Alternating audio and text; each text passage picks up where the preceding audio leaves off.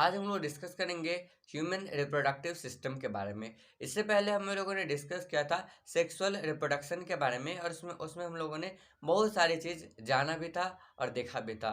अगर आपने हमारा वो वीडियो नहीं देखा है तो आप डिस्क्रिप्शन बॉक्स में उसका लिंक दिया गया है, आप वहाँ से वीडियो को देख सकते हैं। तो चलिए डिस्कशन करते हैं। आज का हमारा जो टॉपिक है ह्यूमन रिप्रोडक्टिव सिस्टम, इसके बारे में कि ह्यूमन रिप्रोडक्टिव सिस्टम क्या होता है। तो बेसिकली जो ह्यूमन रिप्रोडक्टिव सिस्टम होता है ये दो तरह का होता है। फर्स्ट वाले को बोलते हैं क्या, मेल रिप्रोडक्टिव सिस्टम। वहीं सेकेंड वाले को बोलते हैं फीमेल रिप्रोडक्टिव सिस्टम के बारे में। जो मेल रिप्रोडक्टिव सिस्टम होता है वो दिखने में कुछ इस तरह का होता है, जबकि जो फीमेल रिप्रोडक्टिव सिस्टम होता है ये दिखने में कुछ इस तरह का होता है।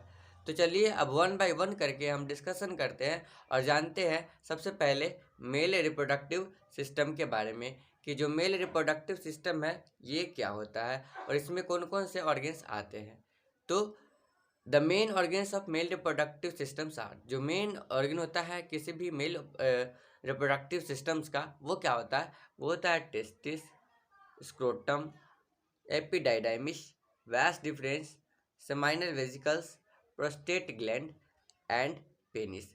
ये सारे जो ऑर्गन्स है वो कहाँ पाए जाते हैं, मेल रिप्रोडक्टिव सिस्टम के अंदर। अब सबसे पहला और सबसे जो मेन ऑर्गन होता है किसी भी मेल रिप्रोडक्टिव पार्ट का वो होता है टेस्टिस। तो चलिए अब डिस्कशन करते हैं और जानते हैं टेस्टिस के बारे में कि टेस्टिस क्या होता है। तो testis are the main primary reproductive organs in man. किसी भी आदमी का जो मेन प्राइमरी ऑर्गन होता है रिप्रोडक्टिव सिस्टम का वो क्या होता है, टेस्टिस होता है। और इसका फंक्शन क्या है, तो the function of testis is to make the male sex cells. अब इसका फंक्शन है कि ये मेल सेक्स सेल्स को बनाता है जिसको कि हम स्पर्म कहते हैं, ठीक है। And also to make the male sex hormone called testosterone. और ये एक तरह का और चीज़ बनाता है जिसको हम मेल सेक्स हार्मोन कहते हैं और जिसका नाम है क्या, टेस्टोस्टेरोन।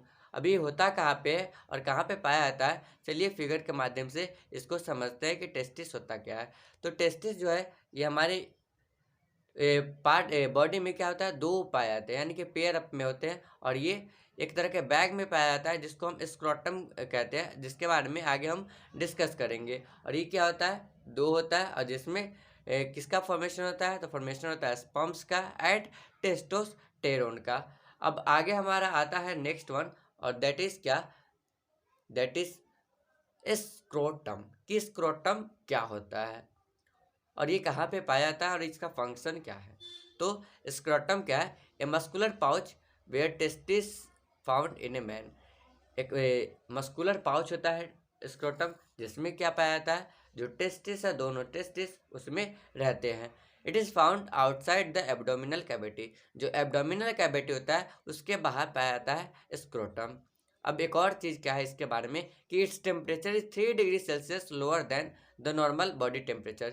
जो नॉर्मल बॉडी टेम्परेचर होता है उससे 3 डिग्री सेल्सियस क्या होगा, इसका टेम्परेचर कम होगा। अब ऐसा क्यों होता है भाई, क्योंकि इसमें स्पर्म का फॉर्मेशन होता है और स्पर्म के फॉर्मेशन के लिए क्या है, हमारे जो नॉर्मल बॉडी टेम्परेचर है उससे कम टेम्परेचर की जरूरत पड़ती है, जो इसको प्रोवाइड करता है कौन, स्क्रोटम।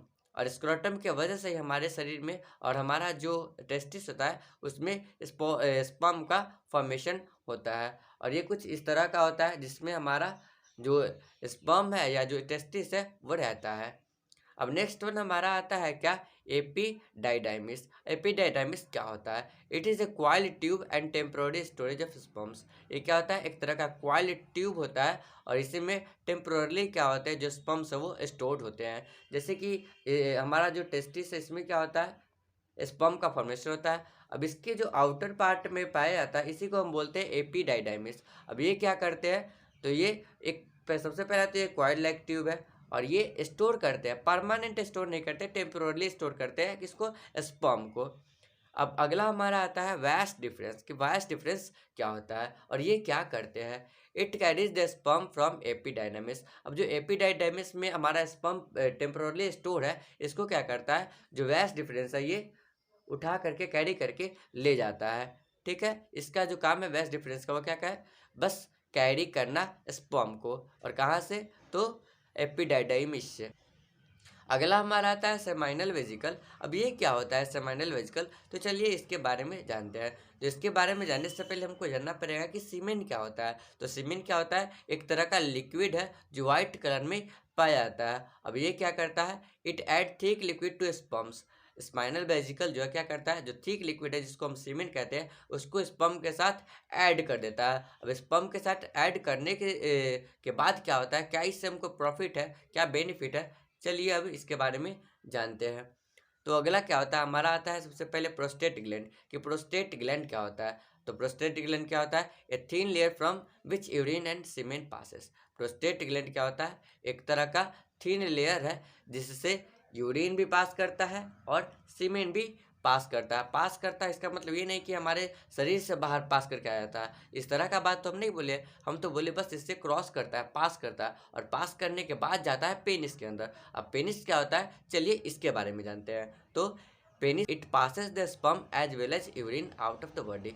अब जो पेनिस है इसका काम क्या है कि हमारे जो बॉडी है उसमें यूरिन जो वेस्ट मटेरियल है उसको भी बाहर निकालना शरीर से, और प्लस जो स्पर्म्स है जो हमारे लिए बहुत अच्छे मटेरियल होते हैं इसको भी बाहर निकालना। अब इस जो स्पर्म है इसको बाहर निकालते हैं तो क्या करते हैं, किसी भी वोमेन के अंदर पुट आउट करते हैं कि डालते हैं। लेकिन जो यूरिन है उसको हम क्या करते हैं, बाहर निकाल लेते हैं, क्योंकि वो हमारा वेस्ट मटेरियल होता है। और जो पेनिस है वो देखने में कुछ इस तरीके का होता है। और प्रोस्टेट ग्लैंड कहाँ पे पाया जाता है, तो प्रोस्टेट ग्लैंड पाया जाता है यहाँ पे, जहाँ पे क्या करता है, कनेक्ट करता है, किससे मिलता है, तो सेमाइनल वेजिकल से भी मिलता है और यूरिनरी ब्लैडर से भी, इसके थ्रू दोनों पाइप इसके थ्रू गुजरते हैं। अब है सिक्रेशन ऑफ सेमाइनल वेजिकल। अब जो सेमाइनल वेजिकल है उसके वजह से क्या होता है, तो secretion of seminal vesicle and prostate gland provide nutrition to the sperm and also make their further transport easier. अब जो सेमाइनल वेजिकल और जो प्रोस्टेट ग्लैंड, इसकी वजह से क्या होता है, जो स्पर्म है उसमें न्यूट्रिशन मिलता है, सबसे पहला काम ये होता है। और दूसरा ये क्या करता है कि इसको लिक्विफाई कर देता है, यानी कि लिक्विड बना देता है, जिससे आसानी के साथ ये ट्रांसपोर्ट कर जाता है। अब आगे हमारा आता है अगला क्या, next one is the female reproductive system. अभी तक हम लोगों ने क्या किया, मेल रिप्रोडक्टिव सिस्टम के बारे में पढ़ा। अब जानते हैं फीमेल रिप्रोडक्टिव सिस्टम को, कि फीमेल रिप्रोडक्टिव सिस्टम क्या होता है। तो द फीमेल रिप्रोडक्टिव सिस्टम का स्टफ, इसमें क्या क्या पाए जाते हैं, तो पहला है ओवरीज, दूसरा है ओविडक्ट जिसको हम फेलोपियन ट्यूब के नाम से भी जानते हैं। उसके बाद आता है हमारा यूटेरस, और उसके बाद आता है वेजिना, और इसका सबसे पहला पार्ट होता है ओवरीज। तो चलिए इसके बारे में जानते हैं। तो सबसे पहले चीज़ तो जान लीजिए कि जो ओवरीज होता है ये ओवल शेप का होता है, ठीक है। Ovaries are the primary reproductive organs in women. जो ओवरी होता है किसी भी वुमेन का प्राइमरी रिप्रोडक्टिव पार्ट होता है, जबकि मेल का क्या होता था, टेस्टिस होता था। यहाँ पे क्या होता है, ओवरीज होता है। दोनों का साइज क्या है, ओवल शेप का होता है। It is to make mature female sex cells called ova. और ये क्या करता है, मेच्योर फीमेल सेक्स सेल्स को फॉर्मेशन करता है, जिसको हम ओवा भी कहते हैं या एग कहते हैं, ठीक है। It secretes female sex hormone. अब ये क्या करता है कि फीमेल सेक्स हार्मोन को सिक्रेट करता है। और फीमेल सेक्स हार्मोन कितने होते हैं, दो होते हैं।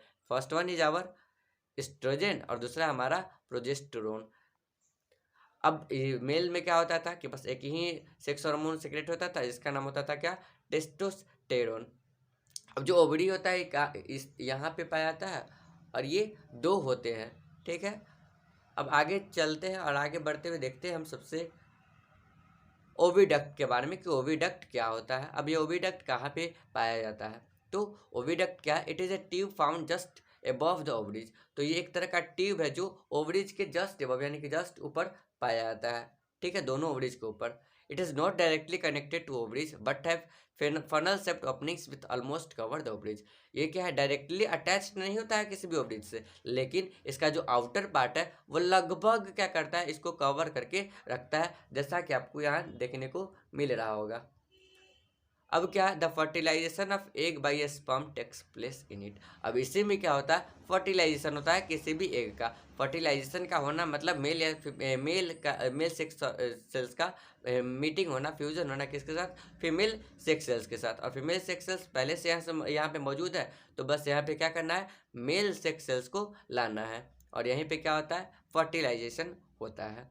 अब नेक्स्ट वन हमारा आता है यूटेरस। यूटेरस क्या होता है? जब भी फर्टिलाइजेशन हो जाता है तो उसके बाद जो यंग बेबी है या जो हमारे पास ज़ायगोट का फॉर्मेशन हुआ है वो कहाँ जाता है? यूटेरस में। तो चलिए यूटेरस के बारे में जानते हैं कि यूटेरस क्या होता है। It is formed when two oviduct connected. जब भी दो ओविडक्ट क्या होगा? आपस में कनेक्टेड होगा, तब जाकर के यूटेरस का फॉर्मेशन होता है। यहाँ की जैसा कि आपको देखने को मिल रहा होगा। अब आगे है कि the growth and development of fertilised ovum into a baby takes place in it. इसी में क्या होता है कि जो ग्रोथ है या जो डेवलपमेंट है फर्टिलाइज्ड एग का, फर्टिलाइज्ड ओवम का, वो इसी में होता है, इसी के अंदर। अब लास्ट वन हमारा आता है, सबसे लास्ट में क्या है? सबसे लास्ट में हमारा आता है वेजिना। कि वेजिना क्या होता है?